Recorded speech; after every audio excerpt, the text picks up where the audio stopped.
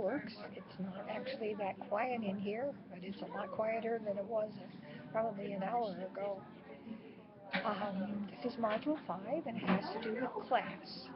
As you get into this module, you will need to think about what we're talking about when we say class.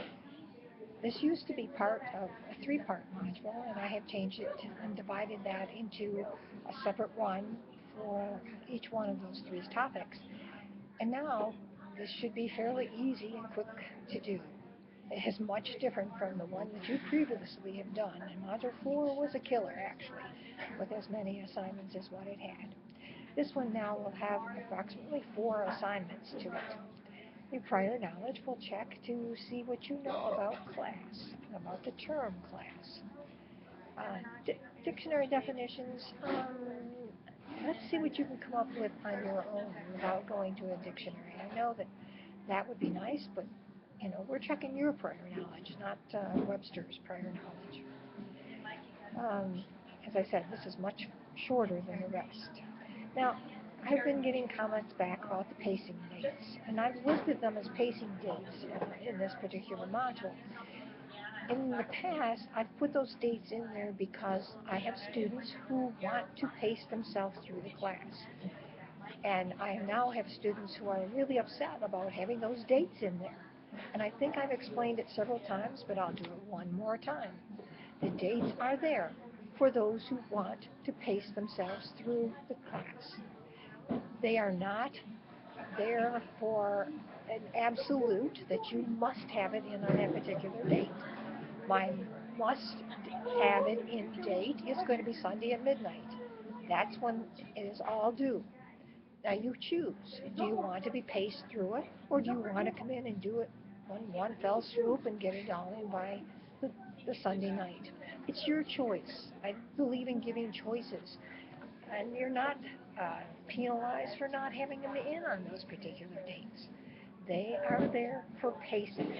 And I hope I can now lay that issue to rest, because I think I've said it enough times and I don't plan on saying it again.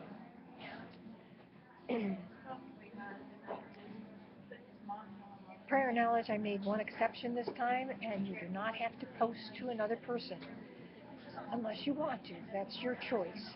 However, you will need to post to other people, in the other places where you have to make it, part of a discussion board. That's the discussion board itself, and then it's also your case studies. I think that expands. I've had a question about me responding. Sometimes I do, if your questions are, or your comments are especially in depth and especially pertinent to what the person has said.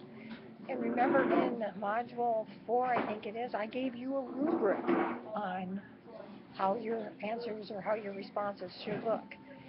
And I'm going to take points off for somebody who said, oh, I like your post. Oh, I agree with you.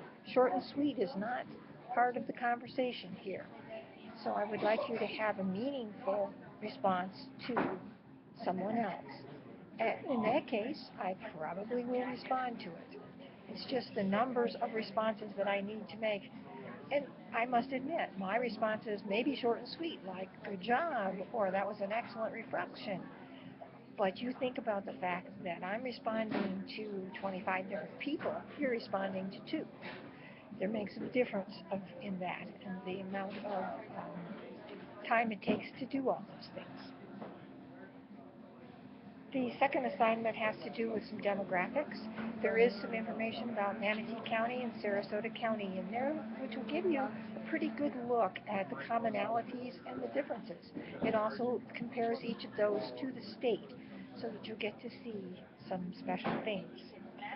There is another assignment with demographics, and I have found a replacement for Zip Skinny. And I left it in there, but I would prefer that you use the replacement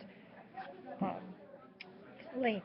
I think it gives you a much better picture of the zip code that you're trying to get information on, whereas Zip Skinny is outdated and has not been updated in at least 5 years. Since I've been using it, it hasn't been updated. So I left it in there And I probably shouldn't. I probably should take it out, but I did it that way. So you can compare them yourself to see if you want to. It's very interesting to find out the skinny on where you live. Or it's even a nice idea to do it on the area in which you are teaching or going to be doing your observations, because it will tell you some things about the schools. Case studies, again, the choice is yours as to what you're going to do. And remember that you will respond to someone else's thinking, and there are no right answers. That's what I like about the case studies, because you can go in and reflect on what you think is best.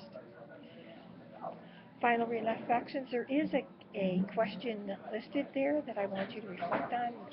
Think about all of these things now in terms of teaching. How are you going to use the information you've learned in this particular module to improve your teaching?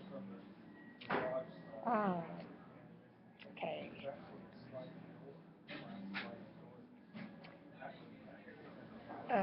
I've had questions about the observations, and they are due at the end of this month. The date is listed there for you. I don't necessarily want to put it into this because, anyway, I probably will redo this video next time anyway. But you should be out there. You should be getting your observations done because they are due at the end of the month. And they'll be due on that Sunday at midnight as well. I will probably open the Dropbox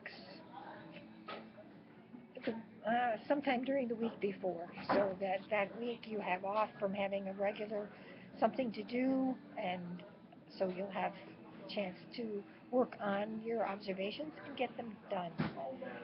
Also remember, if you haven't signed up for the Culture Project, you need to do that because that one is due on the Saturday before the observations are due on the Sunday, also at midnight. I think that should about do it. I hope that this background noise is not going to be too bad for you and that you'll be able to get the information you need.